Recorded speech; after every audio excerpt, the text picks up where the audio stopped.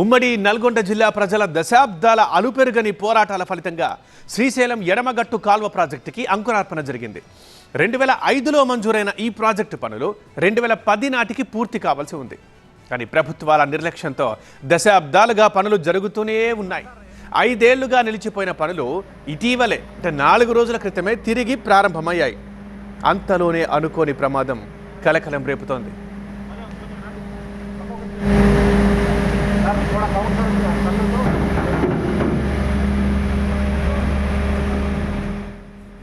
SLBC ప్రాజెక్టులో భాగంగా నిర్మిస్తున్న టన్నెల్ని 2 భాగాలుగా చేపట్టారు.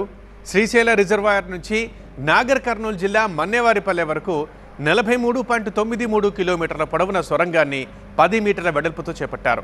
ఇటు శ్రీశైలం దగ్గర నీటిని తీసుకునే ఇన్లెట్ నుంచి అటు మన్నేపల్లి అవుట్లెట్ నుంచి 2 వైపులా సొరంగం తవ్వకం చేపట్టారు.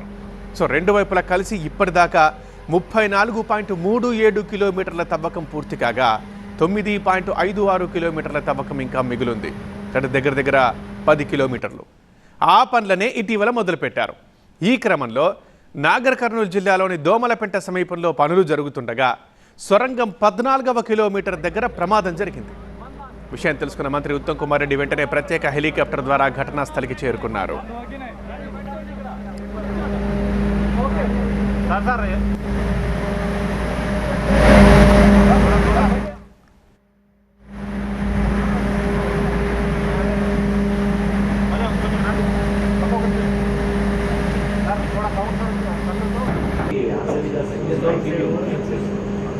The point is making is you can go till 150 meters. वही तो वो बता रहा है 200 मीटर का टीवीएम है 150 नहीं 150 मीटर नहीं जा सकते. ये तो इनिशियल फेज है. टीवीएम में ये तो इनिशियल फेज है जहाँ से आप एंट्री करेंगे. उसके बाद आगे क्या मिलेगा आपको नहीं पता. అటు నిన్న ఉదయం 8 గంటల టైంలో కార్మికులు టన్నెల్ లోపలికి వెళ్ళి పనులు మొదలుపెట్టారు. ఇప్పుడు మనం క్లియర్గా ఒక అధికారి చూపిస్తున్నారు లోపలికి వెళ్ళిన తర్వాత ఏం జరిగింది, ఎక్కడ అక్కడ అది ఉంటుంది అని చెప్పేసి ఆ టన్నెల్ లోపల ఉన్నదాన్ని క్లియర్గా ఫోటోతో ఎక్స్ప్లెయిన్ చేస్తున్నారు అక్కడ పక్కనే ఉన్న వారికి. ఆ క్రమంలో టన్నెల్లో ఒకవైపు నుంచి ఈ పనులు జరుగుతుండగా టన్నెల్లో ఒకవైపు నుంచి నీరు లీక్ అయి అక్కడుండే మట్టి కుంగింది. దీంతో ఏదో జరుగుతోందని అర్థమైపోయిన సిబ్బంది అక్కడ పనిచేస్తున్న వాళ్ళు కొంతమంది బయటకు వచ్చేసారు. ఆల్రెడీ ఏమైనా ప్రమాదం జరగవచ్చని. కానీ ఇంకొక 8 మంది మాత్రం టన్నెల్ లోపలే చిక్కుకుపోయారు. వారిని వెలికి తీసేందుకే ఇప్పుడు రెస్క్యూ బృందాలు తీవ్రంగా శ్రమిస్తున్నాయి. సహాయక చర్యల్ని మంత్రులు ఉత్తమ్ కుమార్ రెడ్డి జూపల్లిలు సమీక్షిస్తున్నారు. ప్రమాదం నుంచి 42 మంది కార్మికులు సురక్షితంగా బయటకు రాగా 13 మందికి గాయాలయ్యాయి. మరో 8 మంది లోపలే చిక్కుకున్నారు.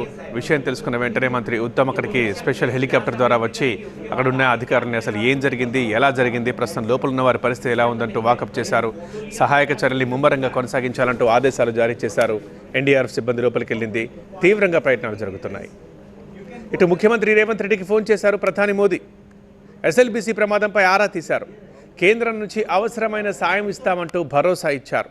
ఘటనపై ప్రధాని మోదీకి వివరించారు సీఎం రేవంత్. సొరంగంలో 8 మంది కార్మికులు చిక్కుకున్నారని చెప్పారు. వారిని కాపాడేందుకు సహాయక చర్యలు చేపట్టామని వివరించారు.